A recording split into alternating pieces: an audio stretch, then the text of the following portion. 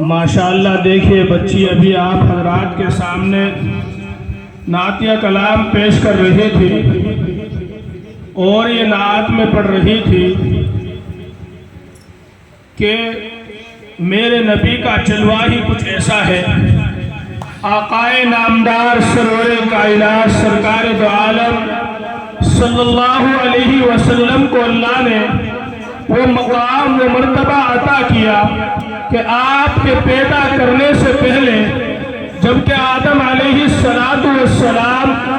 مٹی اور پانی کے درمیان تھے، اسی وقت آپ کو نبی قرار دیا گیا تھا، اور جیسے ہی حضرت آدم علیہ السلام کو دنیا میں اتارا اور پھر حضرت حوا کو پیدا کیا، اللہ تبارک و تعالیٰ نے کہا کہ اے آدم، اس حوا کی حق مہر یہ ہے کہ تم میرے لاڈلے نبی پر 100 مرتبہ درود پڑھ۔ دیکھیے کتنا مرتبہ، کتنا بڑا مرتبہ میرے آقا کا ہے کہ ابھی دنیا میں 2 انسان آئے ہیں لیکن 100 مرتبہ اپنے نبی پر درود پڑھوا دیا۔ حضرت جبرائیل علیہ السلام یہ فرماتے ہیں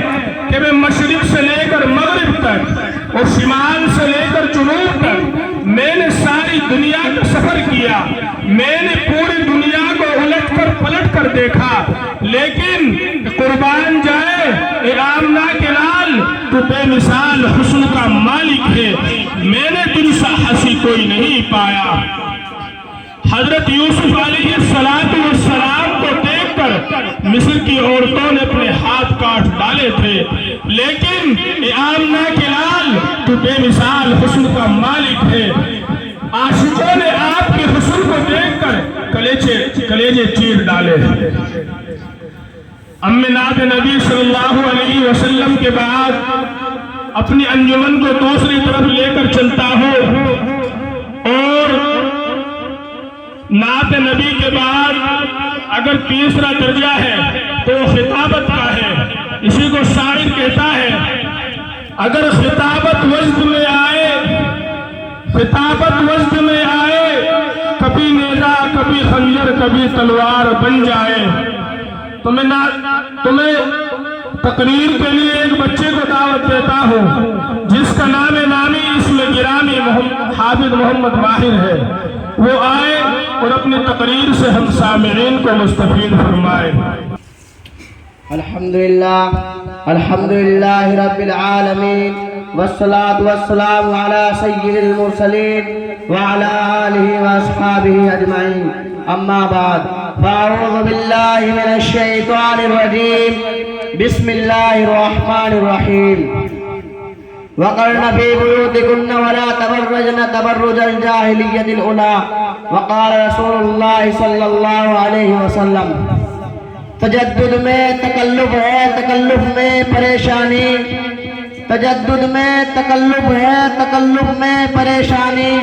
سکون زندگی چاہو تو طرز کہن میں ہے۔ صدر محترم اور معزز سامعین، حضور اکرم صلی اللہ علیہ وسلم کے بعد سے قبلہ جہال عرب میں جہاں کفر و شرک، بت پرستی، چوری ڈکیتی، لوٹ خسوٹ، شراب نوشی، حرام خوری، جہالت و بربریت، ظلم و ستم، جور جفا، بچوں کو زندہ درگور کرنا، عورتوں پر طرح طرح کے ناروا مظالم جاری رکھنا، زنا اور بدکاری جیسی سینکڑوں مہلک خرابیاں موجود تھی، وہیں یہ وبا اور مرض بھی آپ تھا کہ عورتیں بے پردہ اور اڑیا پھرتی تھی اور اپنے بدن اپنے لباس کی زیبائش کا اعلانیہ مظاہرہ کرتی تھی۔ اس بد اخلاقی اور بے حیائی کی روش کو مقدس اسلام کر برداشت کر سکتا تھا، اس لیے اس نے ان کا خاتمہ کیا، ان پر روک لگائی، وہیں عورتوں کو حکم دیا کہ پردہ کرے، گھروں میں ٹھہرے اور زمانہ جاہلیت کی طرح اپنے حسن و جمال کی نمائش کرتے نہ پھرے۔ وقرن فی بیوتکن ولا تبرجن تبرج الجاہلیۃ الاولی، یعنی اپنے گھروں میں قرار پکڑو اور دکھاتی نہ پھرو کہ جیسا کہ زمانہ جاہلیت کے وقت دکھانے کا دستور تھا۔ دوسری مقدس آیت میں خداوند تعالیٰ نے حکم فرمایا وَكُلِّ أَزْوَاجِكَ وَبَنَاتِكَ وَنِسَاءِ الْمُؤْمِنِينَ المؤمنین یدنین علیہن من جلابیبہن، اے نبی اپنی بیویوں اور اپنی بیٹیوں اور مسلمان عورتوں سے فرما دے کہ اپنے اوپر اپنی چادروں کو لٹکا دے۔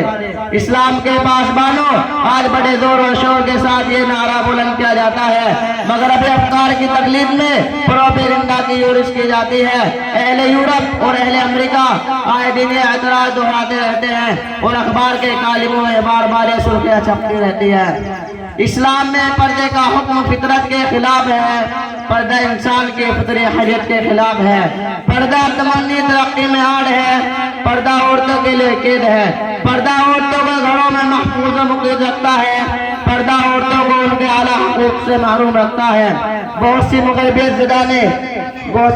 زدہ مسلم خواتین نے بھی اس پروپیگنڈا سے متاثر ہو کر وہ صدائیں بلند کرنا شروع کر دی، یہ آواز نکالنی شروع کر دی کہ ہمیں گھروں میں محفوظ و مقید رکھا جاتا ہے، ہمیں ہمارے حقوق سے محروم کیا جا رہا ہے، وفاتر میں ہمارا حق نہیں، انتخاب میں ہمارا حق نہیں، لہذا پردے کا توق ہماری گردن سے اتارو، ہمیں پردے سے باہر نکالو اور یہ تمام حقوق ہمیں حاصل کرنے دو۔ لیکن دوستو، یہ پروپیگنڈا بالکل غلط ہے، بے نیاز ہے۔ تاریخ کا مطالعہ کرو، اسطورے کی ورق گردانی کرو، چشم بصیرت سے اقوام کے حالات کو پڑھو تو معلوم ہوگا کہ حجاب اور پردے کا حکم صرف اسلام ہی میں نہیں بلکہ اسلام سے قبل جتنے مذاہب آئے ان سب میں پردے کا حکم موجود تھا۔ حضرت موسیٰ علیہ السلام کے سفر مدین کے وقت جن عورتوں کو اپنی بکریوں کو پانی پلانے کے لیے الگ روکے کھڑے ہونے کا ذکر ہے، اس کی وجہ یہی بتلائی گئی کہ ان عورتوں نے مردوں کے ہجوم میں گھسنا پسند نہیں کیا، ان سب کے بچے ہوئے پانی پر قناعت کی۔ اور